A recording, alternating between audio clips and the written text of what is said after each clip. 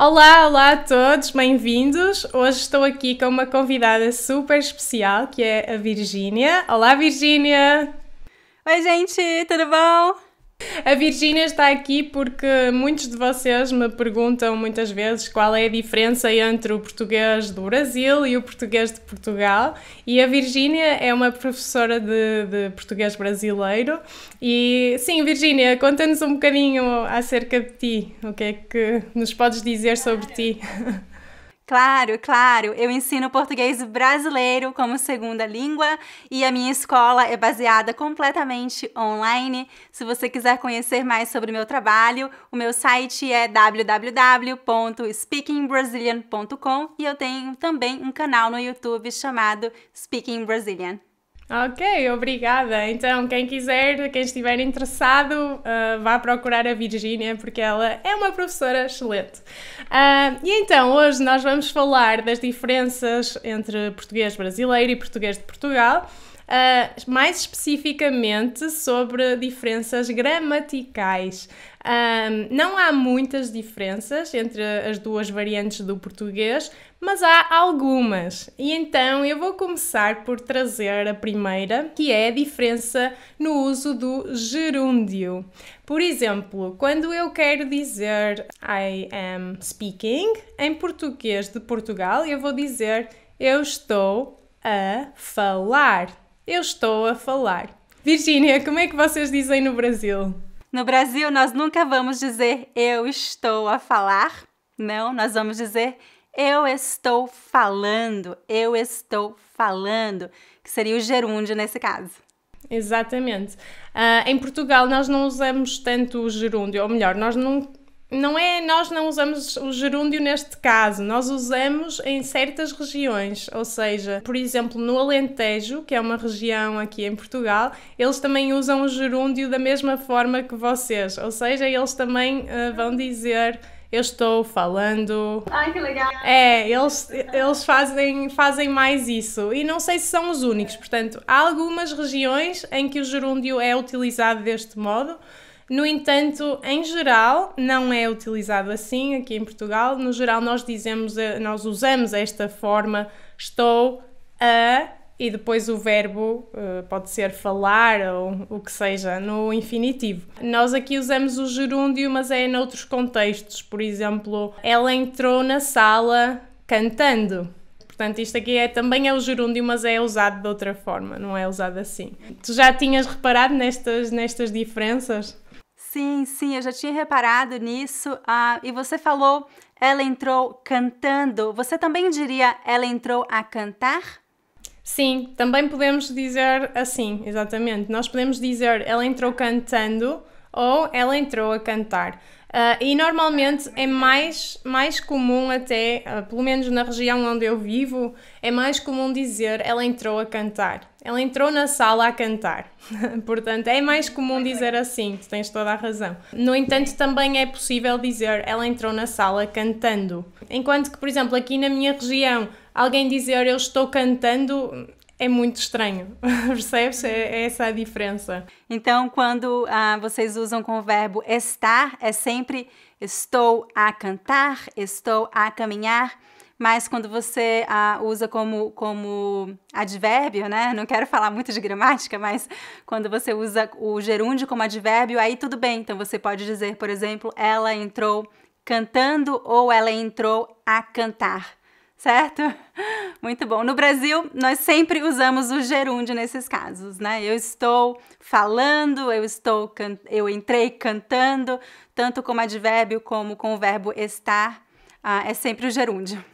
Sim, exatamente. E, por exemplo, nós também usamos em frases do género chegando a casa, vou-me logo deitar. Não sei se vocês usam aí assim também ou não.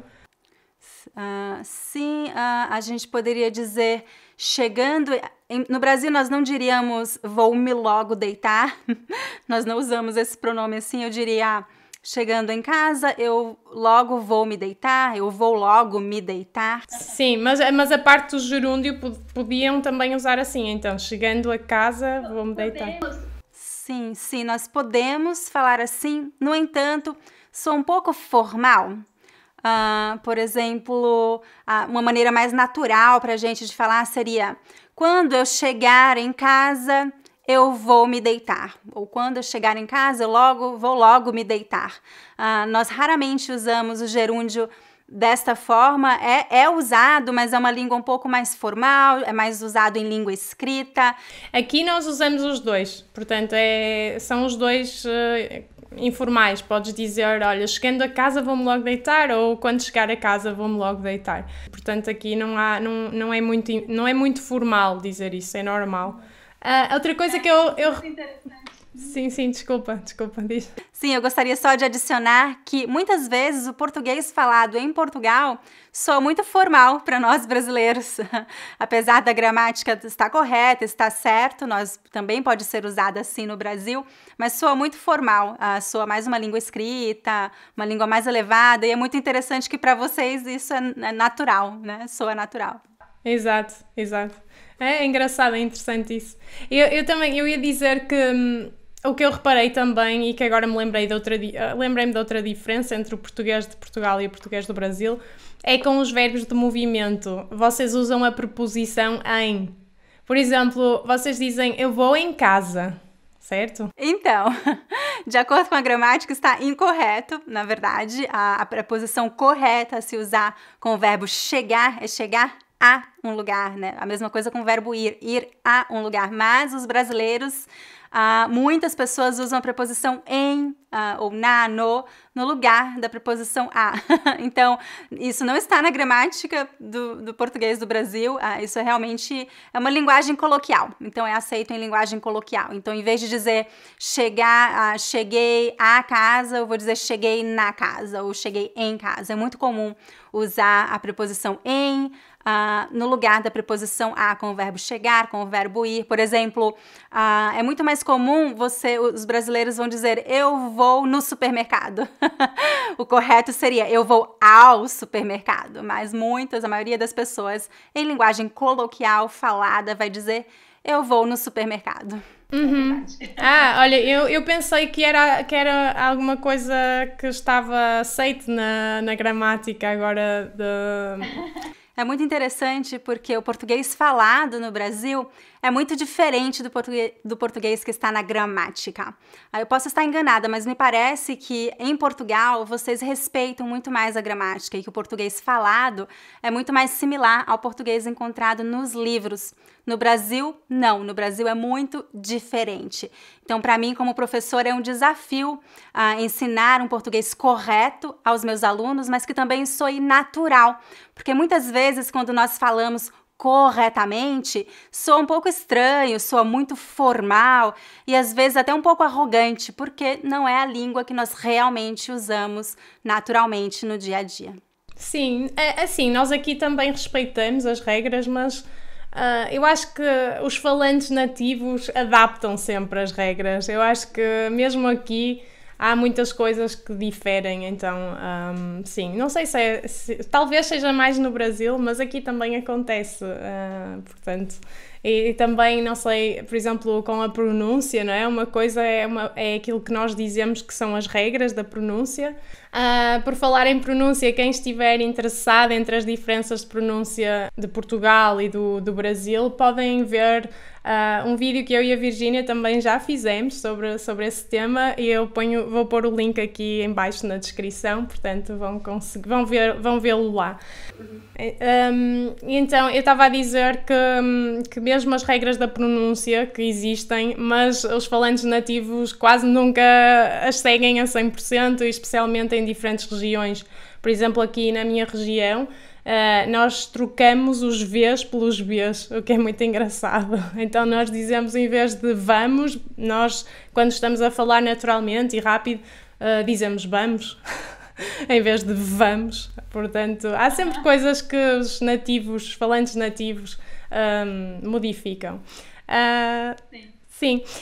Outra diferença, voltando agora à gramática, e que eu descobri, assim, também a ver telenovelas brasileiras, que eu gostava muito quando era mais pequena, eu vi que a forma de fazer questões, ou seja, de perguntar coisas no Brasil é diferente da forma que nós perguntamos aqui em Portugal. Por exemplo, com aquelas palavrinhas que em inglês são as WH questions, ou seja, tudo o que é porquê, onde, sei lá, como. Aqui em Portugal nós temos que fazer duas coisas. Ou temos que modificar a frase um bocadinho. Por exemplo, se eu quiser perguntar how are you? E se eu quiser usar o tu mesmo, porque em português nós podemos ocultar o tu, não é? Mas se eu quiser usar o tu, eu vou ter que dizer como estás tu? Ou como é que tu estás? Ou seja, ou trocamos a posição do sujeito com o verbo, ou então temos que lá pôr um é que é um bocadinho parecido com o francês, se alguém souber francês. Mas no Brasil não é assim, certo? No Brasil nós vamos perguntar como você está? Como você está? Ok, como você está? Ok. Então aqui temos duas coisas diferentes. Primeiro, o tu quase que não existe no Brasil, certo? O tu é um assunto interessante porque, na verdade, o tu é muito usado no Brasil, mas é usado de uma maneira um pouco peculiar, porque a maioria das pessoas que usa o pronome tu no Brasil usa com a conjugação na terceira pessoa do singular, e não na segunda pessoa do singular, que seria a conjugação correta. Então, isso o brasileiro ele tem a tendência a simplificar a língua, né? Então, é uma simplificação da língua. Por isso que muitas pessoas preferem usar o você, porque o você, ele usa a conjugação na terceira pessoa e está correto, né? Então, a mesma conjugação para ele, ela, a gente, você. Então, o que aconteceu foi isso. Muitos brasileiros usam o tu, mas usam com a conjugação do você. Então, por exemplo, a forma correta seria como tu estás. Mas, se alguém usar o tu no Brasil, como eles vão usar? Eles vão dizer como tu está. Ou como tu tá. Como tu tá, uma redução. Então, isso acontece muito no Brasil, uma simplificação da língua. Sim, eu também já ouvi isso nas telenovelas, assim, a ser usado assim. Sim, mas nem todo mundo usa o pronome tu no Brasil. O pronome você é muito usado em quase todo o Brasil. Por isso que eu ensino o pronome você aos meus alunos, porque é mais fácil de usar. A conjugação é mais simples e você pode usar o pronome você em quaisquer situações, em todo o Brasil, então é muito mais simples, muito mais fácil de usar. Pronto, isso é diferente do português de Portugal, porque nós aqui usamos o tu e usamos corretamente com a segunda pessoa. E é mais, na verdade, nós usamos o tu para tratar alguém de forma mais informal. Por exemplo, nós usamos o tu com amigos, família, gente da nossa idade e assim. O você, nós também temos aqui o você e é usado em várias regiões para tratar as pessoas de forma mais formal. E usamos a terceira pessoa do singular, portanto dizemos você quer um café, por exemplo. Mas o que está a acontecer também é um fenómeno muito engraçado, lá está, a língua é dinâmica. O que está a acontecer é que em Portugal a palavra mesmo você está a ser posta de lado. Ou seja, nós usamos a terceira pessoa, mas não dizemos você explicitamente. Vamos apenas dizer, por exemplo, quer um café? E olhamos para a pessoa. Ou seja, o você está a perder um bocadinho o prestígio e é usado por, talvez, em certas regiões ainda se usa muito, mas aqui no Porto, por exemplo, acho que o você está a perder a força, digamos assim, e não é tão usado. Nós optamos por ou ocultar, ou então usar o senhor quer, ou a senhora quer, que é muito mais formal. Ou então também nós temos outra forma que é usar o primeiro nome da pessoa. Por exemplo, se quisermos ser um pouco mais formais, mas não tão formais como para dizer o senhor ou a senhora, nós podemos dizer a Maria quer um café, por exemplo. Então, é um bocadinho mais complicado. No Brasil eu sinto que é mais simples, né, neste aspecto. E depois também, voltando às questões, como tu estás, não é? Em português nós nunca podemos dizer como e depois o sujeito tu e depois o verbo estar. Nós temos que inverter e fazer como estás tu, ou então, se não quisermos inverter, podemos pôr um é que, como é que tu estás? E depois já vem a frase normal, entre aspas, com a ordem normal. Sim, isso é muito interessante, é como no francês mesmo, né? No Brasil nós dizemos como você está ou como você está, é a maneira mais natural. Ou então o que nós podemos fazer sempre é ocultar o sujeito e dizer somente como estás, pronto, e aí já não há problema nenhum, não é? Ou como está.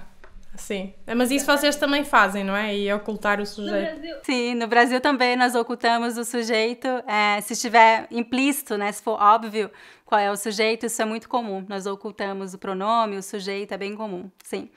Mas no Brasil a maneira mais natural, mais comum de fazer essa pergunta, na verdade, é simplesmente tudo bem? Tudo bem? Essa é a maneira mais comum. Sim. Isso também aqui nós também temos outras formas. É engraçado dizeres isso porque eu ainda hoje publiquei no meu IG um vídeo sobre isso, algumas formas de dizer, na verdade era responder a essa questão, tudo bem, e depois há várias formas também de responder. Mas sim, então eu acho que estas são algumas das grandes diferenças gramaticais entre as variantes, não é, do português europeu ou português de Portugal e português do Brasil. Não sei se tens mais alguma coisa que te lembres. Não sei. Eu achei interessante que no começo, né, antes da gente gravar o vídeo, nós estávamos conversando e nós pensamos, não tem muitas diferenças, né, de gramática, mas no fim das contas começamos a conversar e percebemos que temos muitos detalhezinhos. Uma coisa interessante que você falou é que em Portugal vocês usam o nome da pessoa, né, para ser formal, né? A Mia quer um café. Nós não fazemos isso no Brasil, mas nós usamos também as palavras senhor e senhora em situações mais formais. Então, é muito comum, por exemplo, se você vai a um hotel, restaurante, é muito comum as pessoas falarem com você, se referirem a você como o senhor, a senhora, tudo bem, o senhor gostaria de beber alguma coisa, a senhora quer ajuda. Isso é muito comum no Brasil em situações um pouco mais formais, ou quando você quer, também para pessoas mais velhas, quando você quer mostrar respeito, é muito comum. Eu acabei de me lembrar de outra diferença entre o português do Brasil e o português de Portugal, que é o uso dos pronomes oblíquos, mi, ti, Lola, que no Brasil nós raramente usamos nesta posição, né? Normalmente no Brasil nós colocamos os pronomes oblíquos antes do verbo e em Portugal é muito comum colocar depois do verbo, né? Teve um exemplo que você deu quando você falou chegando em casa vou-me logo deitar. Um brasileiro nunca falaria assim, nós falaríamos eu logo vou me deitar. Nós colocamos o me antes do verbo deitar, nunca depois. Sim. Há um que é muito flagrante, que é quando nós queremos dizer a alguém que amamos essa pessoa. Nós aqui dizemos eu amo-te. E vocês aí como é que dizem? Aqui nós dizemos te amo, te amo. É completamente diferente. Eu te amo, eu amo-te. Nós aqui dizemos... Na verdade, é até gramaticalmente incorreto, porque se você usa o pronome você, você deveria dizer eu o amo, né? Mas soa muito estranho.